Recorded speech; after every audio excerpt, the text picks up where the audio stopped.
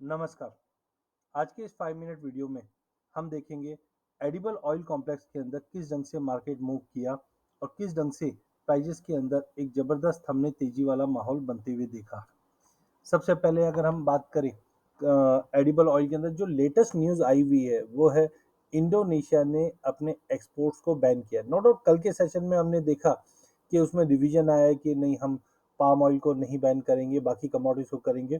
But जिस news की वजह से हमने देखा पूरे ग्लोबल मार्केट में एक हाहाकार मच गया और हमने देखा कि पाम ऑयल फ्यूचर जुलाई के हैं वो 7% की तेजी दिखा दी। डोमेस्टिक मार्केट पे ऑलरेडी गवर्नमेंट ने इस चीज़ को भांपते हुए पिछले साल ही फ्यूचर्स को बैन किया था और एक्शंस लेना चालू कर दिया था।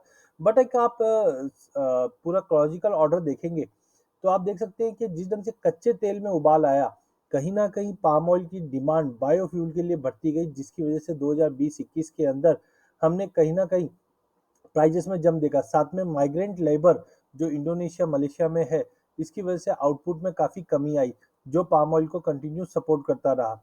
अर्जेंटीना ने भी अर्जेंटीना ने भी तो अपने जो एक्सपोर्ट्स है उस पर थोड़ी कमी लाई क्योंकि पुअर हार्वेस्ट था। फिर अर्जेंटीना ने एक्सपोर्ट टैरिफ में बढ़ोतरी की। कनाडा यूरोप की अगर हम बात करें तो यहाँ पे भी कनोला का जो क्रॉप था वो काफ़ी डैमेज हुआ था 2021 में, जिसकी वजह से भी आउटपुट में कमी थी।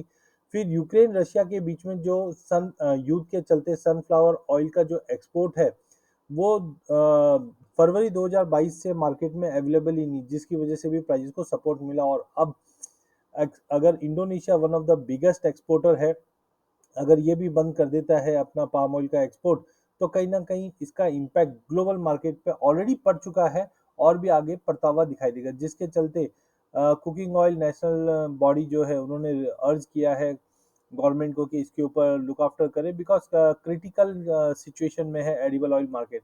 आप देखिए मेजर कंज्यूमेबल अगर हम एडिबल ऑयल की बात करें तो ग्लोबल मार्केट में 40% पाम ऑयल का कंजम्पशन होता है, 32% सोया ऑयल का होता है, फिर कनोला, सनफ्लावर ऑयल और बाकी अदर्स का। लेकिन अगर इंडिया के मंथली इंपोर्ट की बात करें तो आप समझ सकते हैं कि करीबन आधा 50% इंडिया का जो इंपोर्ट होता है वो पाम ऑयल पे होता है, फिर सोया पे होता है और सनफ्लावर ऑयल पे। लेकिन पिछले 3-4 महीने में फरवरी से अभी तक देखें तो पाम ऑयल और सनफ्लावर ऑयल अगर मार्केट से, इंडियन मार्केट के इंपोर्ट से गायब हो जाता है तो आप समझ सकते हैं कि कितनी बड़ी शॉर्टेज डोमेस्टिक मार्केट पे पड़ सकती है, जिसके चलते डोमेस्टिक मार्केट में हमने तेल के भाव में जबरदस्त तेजी देखी।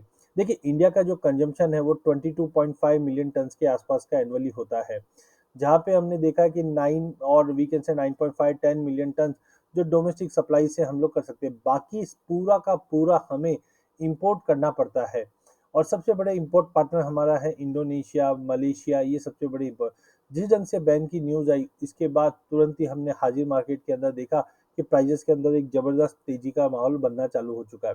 ऑलरेडी हमने देखा कि WPI इंडेक्स जो है, हमारा इन्फ्लेशन है, ये 14.55 मार्च महीने में पहुंच चुका था, जो फरवरी में 13.1 में था। कहीं ना कहीं देखिए तो हम फ्यूल से भी जूझ रहे हैं और एडिबल ऑयल की तेजी से भी जूझ रहे हैं। सनफ्लावर की जो सप्लाई है ऑलरेडी यूक्रेन रशिया के वॉर के चलते हमने देखा ये डिस्टर्ब बना हुआ है।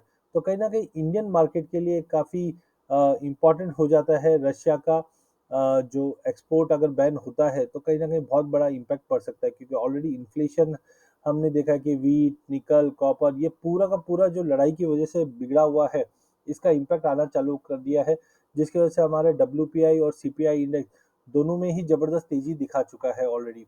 टेक्निकल चार्ट पे भी हम देखें तो ऑलरेडी हमने 2007 का जो हाई दिखा था यूएस सोया ऑयल का 70 सेंट का, वो ब्रीच करके हम 82 सेंट के करीब पहुंच चुके हैं।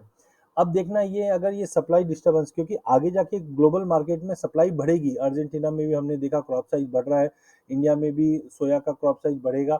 बट टाइमिंग अगले 2 महीना जो है वो काफी क्रुशियल रहना है। तो मे बी पॉसिबल है हम 95-98 का भी लेवल देख पाए, लेकिन मंदी के लिए, मतलब रिलीफ के लिए 70 का लेवल टेक्निकली तोड़ना बहुत इंपॉर्टेंट है। तो टेक्निकली हम देखें तो प्राइजेस अभी भी एलिवेटेड लेवल्स पे ही रहने हैं, संभल के ट्रेड करना है। कोई बड़ा मंदी का आशा अभी तो नहीं है, बट जून में सोइंग के बाद लग रहा है कि कहीं ना कहीं एक बड़ी गिरावट मिल जाएगा, सोइंग इंप्रूव होती है। अधिक जानकारी के लिए आप हमारा यूट्यूब चैनल सब्सक्राइब कर सकते हैं। इस चैनल में हम आप तक इक्विटी, कमोडिटी, करेंसी की अपडेट लाते रहेंगे। वीडियो पसंद आने पे इसे लाइक और शेयर जरूर कीजिए। धन्यवाद।